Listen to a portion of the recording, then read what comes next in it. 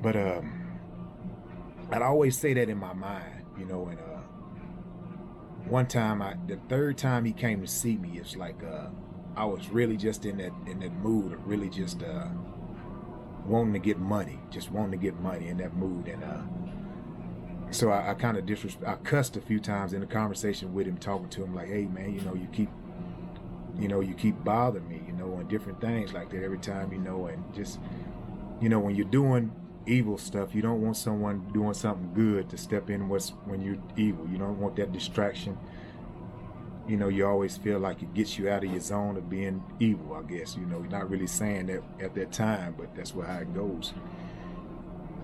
And to cut all that off, to get to the point I was getting to is when I got arrested in 2002,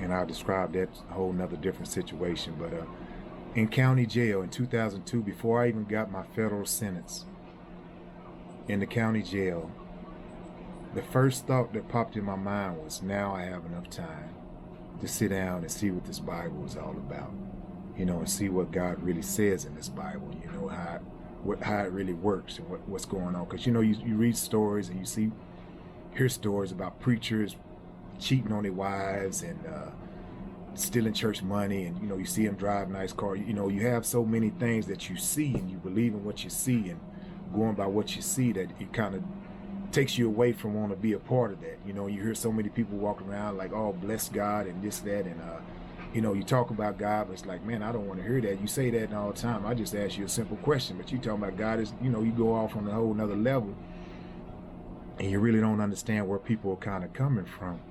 And I want to find out, like, hey, what's really going on? I hear all these stories all the time.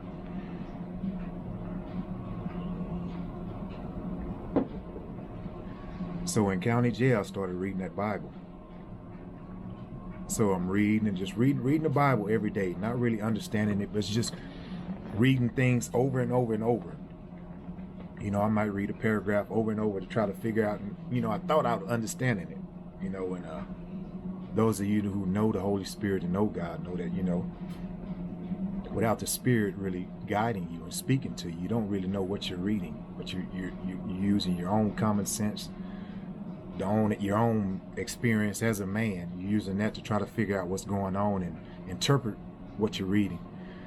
And it was one Saturday morning. I think it was like around 11 o'clock.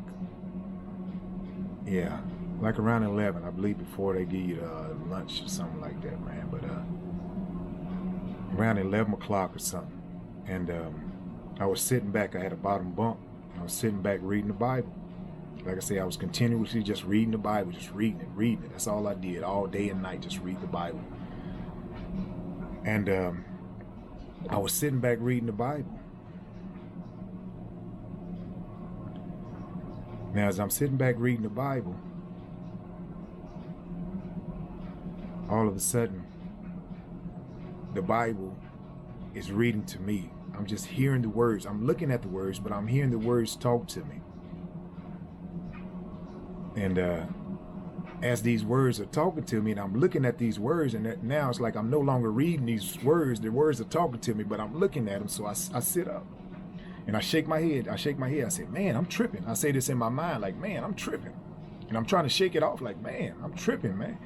And then my thoughts is like, hey, man, it's like, wow, them drugs. I used to take a little ecstasy and stuff, thinking like, hey, if I didn't sleep, man, I could make this $1 million, just hustle all night, ecstasy. And I used to smoke blunts continuously, and rolling joints and blunts continuously. And at the same time, I got cocaine.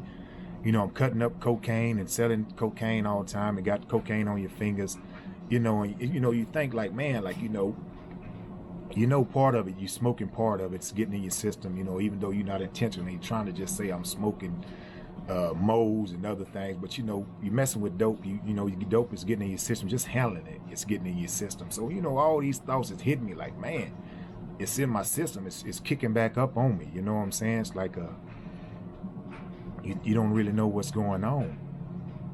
But at the same time, all this is coming to me. I can hear it, and I get that assurance like, I told you I would send my spirit, and when my spirit would come, the deceiver would come and try to steal my words away. And then it's just like God's gentleness and everything is just like calming me down, and giving me assurance that what I was going through, he told me it would come. You know, everything I had read in that Bible to that Saturday, he had already explained to me about the whole